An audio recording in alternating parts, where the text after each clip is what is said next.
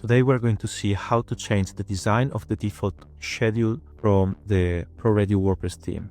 Let's click on Edit with Elementor, scroll down until you find the schedule. Right-click and click Edit Schedule. In the Options panel, there are various options. For instance, the car proportion in grid mode.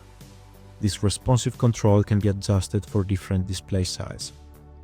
We can also adjust the caption size to adapt the widgets for different show length.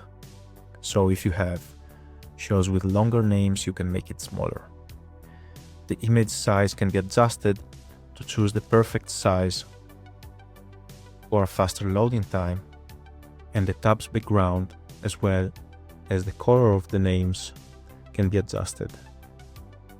Make sure you always have a grid contrast, which makes the names much easier to read, and you can also change the style and set it to rows.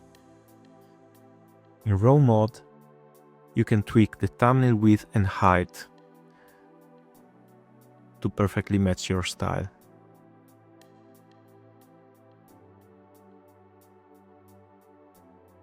Then we can enable the design switch, and a button will display on the right of the days. This allows your users to change design. Let's publish the changes and check with the View Page button the front-end results.